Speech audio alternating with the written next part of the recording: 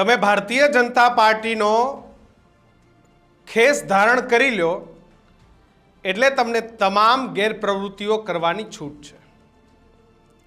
એના માટે તમે ભારતીય જનતા પાર્ટીના વોશિંગ મશીનની અંદર ધોવાયેલા હોવા જરૂરી છે।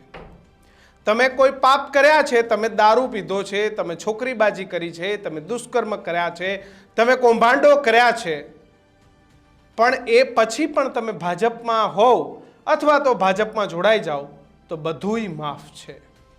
પણ હા, ચૂંટણી આવે એટલે નેતાઓ જે 32 લખણા હોય છે એ એક બાદ એક લખણો સામે આવે છે।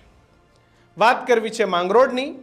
માંગરોળની અંદર ત્યાં જે નગરપાલિકાના સભ્ય છે તેમના પતિ, તેમની પર આમ આદમી પાર્ટીએ આરોપો લગાવ્યા છે કે જે નીતિન પરમાર છે એ ભારતીય જનતા પાર્ટીમાં તેમના પત્ની સભ્ય છે અને નીતિન પરમાર માંગરોળમાં ખુલ્લેઆમ ભર બજારે દારૂની મહેફિલ માણે છે, પરંતુ ભારતીય જનતા પાર્ટીમાં હોવાથી એમની પર કોઈ જ પગલાં નથી લેવાતા।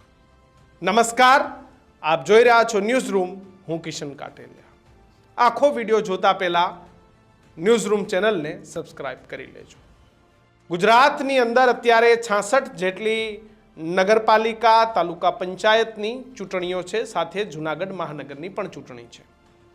આ તમામની વચ્ચે આમ આદમી પાર્ટીના જે આગેવાન છે માંગરોળના, તેમને એક માહિતી આપી છે, એક વિડીયો જાહેર કર્યા છે, એક આક્ષેપો લગાવ્યા છે કે માંગરોળની અંદર જે નગરપાલિકાના સભ્ય છે તેમના પતિ નીતિન પરમારે માંગરોળની બજાર વચ્ચે ખુલ્લેઆમ દારૂ પીવે છે, પાર્ટી કરે છે અને લોકોને ગેરમાર્ગે દોરીને દારૂ પણ પીવડાવે છે। આ આક્ષેપ એ મારા નથી, આ આક્ષેપ એ આમ આદમી પાર્ટીના આગેવાનના છે। પણ જો આ આક્ષેપો સાચા હોય તો મારો સવાલ એ ભારતીય જનતા પાર્ટીને છે, મારો સવાલ એ જૂનાગઢની પોલીસને છે, મારો સવાલ એ માંગરોળની જે ચૂંટણી કરાવતા અધિકારીઓને છે કે શું આ પ્રકારની દારૂની રેલમછેલમ અને ખુલ્લેઆમ બજારમાં દારૂ પીવાતો હોય તો નીતિન પરમાર જેટલા લોકોને દારૂ પીવરાવશે એનાથી ત્યાંના લોકો એ ભોળવાઈને પ્રોત્સાહિત થઈ અને ભારતીય જનતા પાર્ટીને વોટ આપવાના છે। કારણ કે ગુજરાતમાં દારૂબંધી છે, ગાંધીનું ગુજરાત છે અને એટલા માટે ડ્રાય સ્ટેટ છે। પણ જો તમે ભારતીય જનતા પાર્ટીમાં છો તો તમને બધી જ છૂટ છે। તમે દારૂ પણ પી શકો છો, તમે ભારતીય જનતા પાર્ટીના ધારાસભ્યની જેમ તમે દુષ્કર્મ પણ કરી શકો છો, તમે RSS સાથે જોડાયેલા આચાર્ય છો તો તમે કોઈ દીકરીની જિંદગી પણ પીખી શકો છો, તમે ભારતીય જનતા પાર્ટીમાં છો તો તમે કરોડો અબજો રૂપિયાનું કૌભાંડ પણ કરી શકો છો, તમે પોન્જી સ્કીમ પણ ચલાવી શકો છો, બધું જ તમે કરી શકો છો। માંગરોળના જે દ્રશ્યો સામે આવ્યા છે એ દ્રશ્યો થોડા વિચલિત કરનારા છે કે આ વ્યક્તિને ત્યાંની પોલીસનો પણ ડર નથી, ત્યાંના વહીવટી શાસનનો પણ ડર નથી। સરસ મજાનો નીતિન પરમાર એ પોતાના ઘર છે કે શું છે મને નથી ખબર, પણ ઓટલાની બહાર બેસી અને સરસ મજાના દારૂના પેક બનાવી રહ્યો છે, પી રહ્યો છે અને સાથોસાથ ત્યાંથી જતા લોકોને પણ દારૂ એ પીવડાવી રહ્યો છે। મને વસ્તુઓના જવાબ નથી મળતા કે ચૂંટણીઓમાં દારૂ શું કરવા પીવડાવવામાં આવે છે। આ નગ્ન સત્તાય છે, આ હકીકત છે કે ગુજરાતમાં જ્યારે પણ ચૂંટણીઓ હોય છે ત્યારે ઉપરની સૂચનાથી જિલ્લા પોલીસ વડાઓ એ દારૂ ઘૂસવા દે છે। માત્ર એક રાજકીય પક્ષ નહીં પરંતુ તમામ રાજકીય પક્ષો એ દારૂની રેલમ છેલમ કરે છે। ગરીબ અને મધ્યમ વર્ગ લોકોને દારૂ પીવડાવી અને એમના હોઠ ખરીદવાનો પ્રયત્ન કરે છે।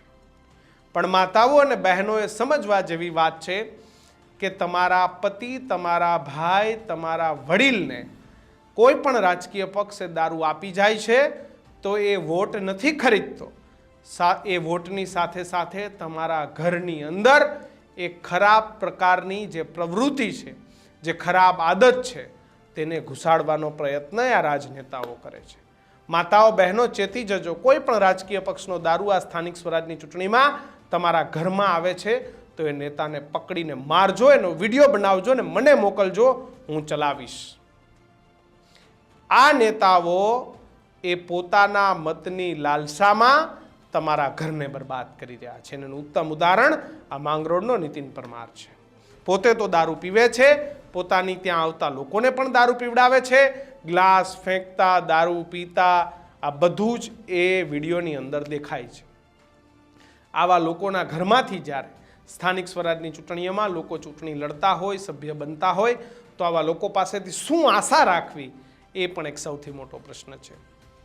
ભારતીય જનતા પાર્ટીમાં આજકાલ એવું બની ગયું છે કે જેટલી અસામાજિક પ્રવૃત્તિ વધારે કરતો હોય, જેટલો મોટો એ લુખ્ખો હોય, એને ટિકિટો આપો, જેથી કરીને આવી કોઈ પણ જે નાની નાની જગ્યાઓ હોય, જ્યાં સ્લમ એરિયા હોય, ત્યાં ભાજપનું કમળ ખીલીને આવે. આમ આદમી પાર્ટીએ આક્ષેપો લગાવ્યા છે અને આમ આદમી પાર્ટીના આક્ષેપ સાચા હોય તો મારું એક જ કહેવું છે કે આવા એક પણ દારૂ પીતા દારૂડિયાઓને વોટ ન આપતા તમાચો આપજો.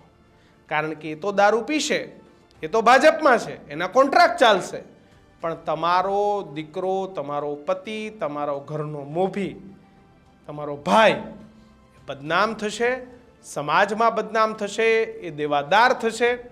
ગુજરાતમાં દારૂબંધી છે, પણ ગુજરાતમાં દારૂબંધીના નામ પર દારૂને એટલો મોંઘો અને એટલો પ્રેસ્ટીજ બનાવી દીધો છે કે દારૂ માટે લોકોએ કંઈ પણ કરી નાખે છે.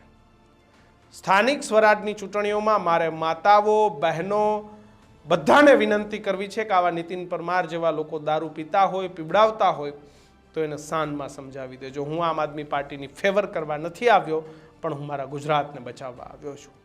મને ખબર છે કે દેશીની પોટલીઓ વેચાશે, ઇંગ્લિશ વેચાશે, ચવાણા વેચાશે, પણ હવે આપણે આમાં ફૂટવાનું નથી થવાનું. કારણ કે એક દિવસ તમને ચવાણું ને ઇંગ્લિશ આપી જશે, પછી રોજ તમારા ઘરના વ્યક્તિએ દારૂ જાતે ખરીદવાનો થશે, તમારું ઘર બરબાદ થશે, તમારો સમાજ બરબાદ થશે, તમારા ઘરે તમારા દીકરા દીકરીઓનું ભવિષ્ય બરબાદ થશે. ભલાઈ કરીને કોઈ પણ રાજકીય પક્ષે, ચાહે ભાજપ હોય કે કોંગ્રેસ હોય કે આમ આદમી પાર્ટી હોય કે અપક્ષ હોય, દારૂ આપવા આવે ને લાકડીએ ધોઈ નાખજો કે ભાગ સાલા. દારૂથી આપણું જમીર, આપણો મત, આપણું મન, આપણા વિચારોને કોઈ પણ રાજકીય પક્ષ ના ખરીદી શકે. આ નીતિન પરમાર જેવા કોઈ પણ હોય એને સબક શીખવાડી દેજો. કારણ કે આપણું કલ્ચર દારૂનું નથી, આપણું કલ્ચર ડાયરાનું છે, આપણું કલ્ચર ચાનું છે, આપણું કલ્ચર પાણીનું છે, આપણું કલ્ચર એ રોટલા ખવડાવવાનું છે. આવી રીતે જાહેરમાં દારૂ પીવું એ આપણું કલ્ચર નથી. પણ નેતાઓ છે, ભાજપના નેતાઓ છે, એમની પાસે વોશિંગ મશીન છે કે ગમે એટલા ખરાબ કામ કરે, ગમે એ કરે, એમને બધું જ માફ છે. કારણ કે ભારતીય જનતા પાર્ટીમાં છે. ત્યાંની પોલીસ પણ કોઈ જ પગલાં નહીં લે, કારણ કે ત્યાંનો આગેવાન છે, ચૂંટણી છે. વિડીયો ક્યાંના છે, ક્યારના છે, મને કંઈ જ નથી ખબર. પણ આ પ્રકારની પ્રવૃત્તિ જ્યારે સમાજની અંદર લોક ભાગીદારી કરતા નેતાના ઘરના સભ્યો કરે, ત્યારે જનતા આમાંથી શું શીખ મેળવશે? તમને શું લાગે છે, ચૂંટણીઓમાં દારૂનું વધતું જે ચલણ છે એ આવનારા સમયમાં જનતાઓને બરબાદ કરી દેશે કે નહીં? ખાસ કમેન્ટ બોક્સમાં લખજો. અને આવા જે નેતાઓ છે કે જે ખુલ્લેઆમ દારૂ પીવે છે, નીતિન પરમાર જેવા, એમની સામે શું કાર્યવાહી થવી જોઈએ, ખાસ કમેન્ટ બોક્સમાં લખજો. જોતા રહેજો ન્યૂઝરૂમ. નમસ્કાર.